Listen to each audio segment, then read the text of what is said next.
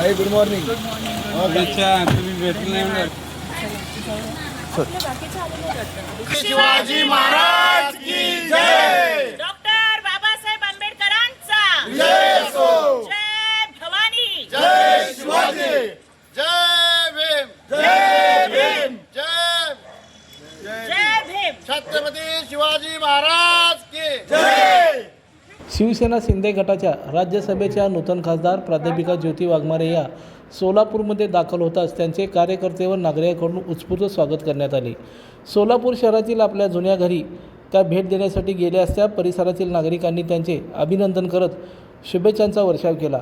यावेळी प्राध्यापिका ज्योती वाघमारे यांनी आपल्या आईवडिलांची भेट घेऊन त्यांचे आशीर्वाद घेतले. कुटुंबियांना भेटताच त्या भावूक झाल्याचं पाहावयास मिळालं. आईवडिलांच्या हस्ते त्यांचा औक्षण करून आशीर्वाद देण्यात आले. परिसरातील अनेक नागरिकही यावेळी भेट घेत होते.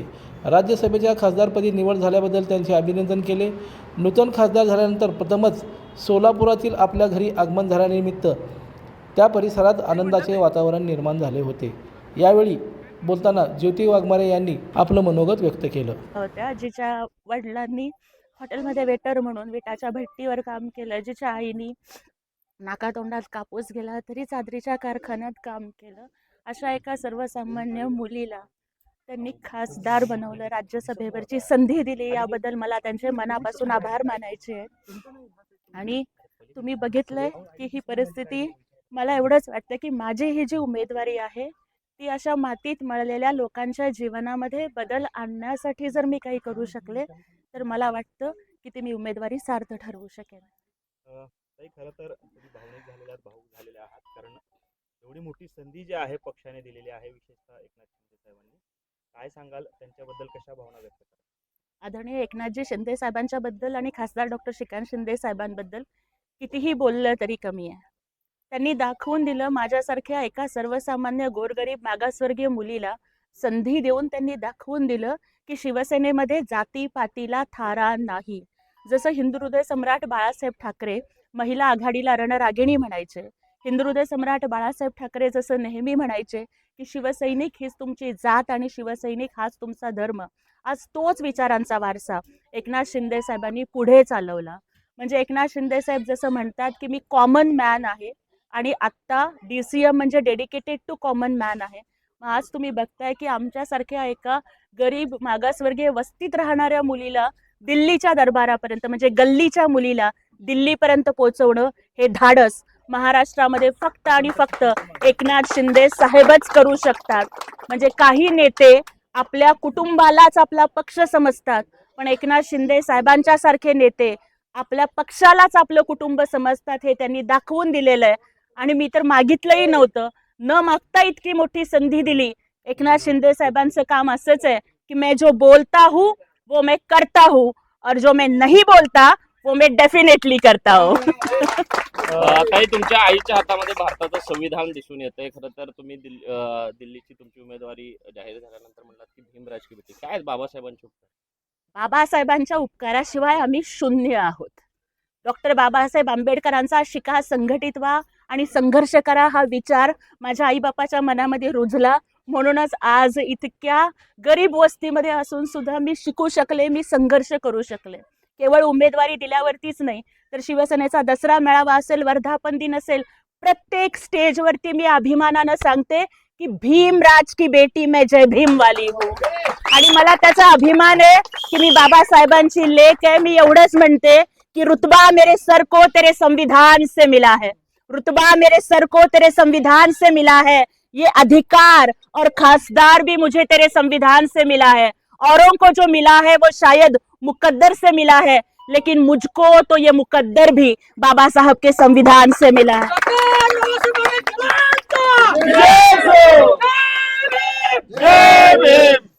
खरं तर सोलापूरचे अनेक प्रश्न जे आहेत ते प्रलंबित आहेत, कारण दोन विरोधी पक्षातले खासदार या ठिकाणी असल्यामुळे कशा पद्धतीने आता सोलापूरच्या विकासाकडे, खरं तर महाराष्ट्रासाठीच आपली निवड आहे, विशेषतः सोलापूरकडे कशा पद्धतीने लक्ष असणार आहे, काय विजन आहे? सोलापूर ही माझी मायभूमी आहे आणि म्हणूनच मी आधी सोलापूरच्या या मायभूमीला आणि ज्या मातीमधून मी घडले त्या भूमीला नतमस्तक होण्यासाठी मी इथे आले. सोलापूरचे माझ्यावरती अनंत उपकार आहेत, कारण एका तेलुगू बोलणाऱ्या मुलीला, एका मागासवर्गीय मुलीला सोलापूरकरांनी सूत्रसंचालिका असेल, वक्ता असेल, कार्यकर्ती असेल, एखाद्या पक्षाची शहर अध्यक्ष असेल, या प्रत्येक भूमिकेतून सोलापूरकरांनी स्वीकारलं आणि माझे सोलापूरकर बांधव हे माझ्या पाठीशी उभे राहिले. त्यामुळे दिल्लीमध्ये गेल्यानंतर सुद्धा गल्लीला सोलापूरला विसरणार नाही.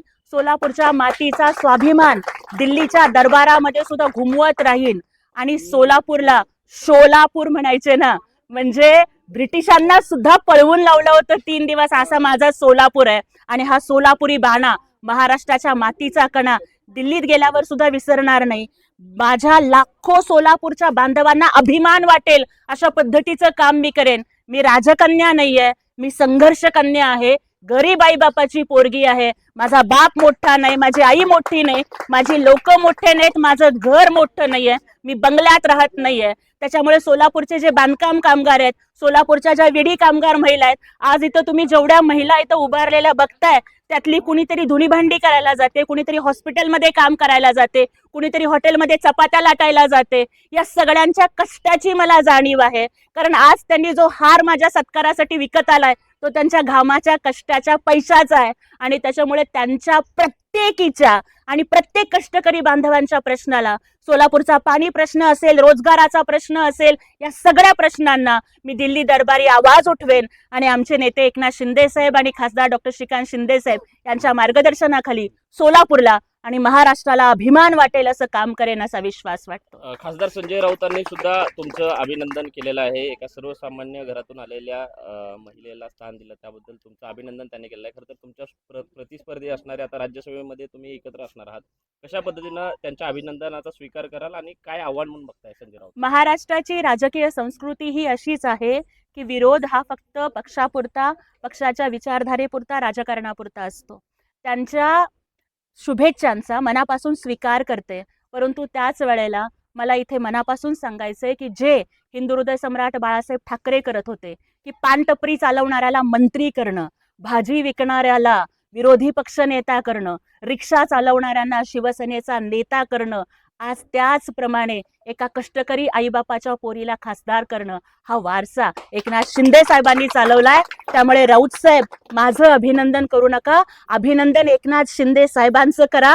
कारण ते बाळासाहेब ठाकरेंच्या रक्ताचे वारसदार, संपत्तीचे वारसदार कदाचित नसतील, पण विचारांचा वारसा त्यांनी जिवंत ठेवलाय.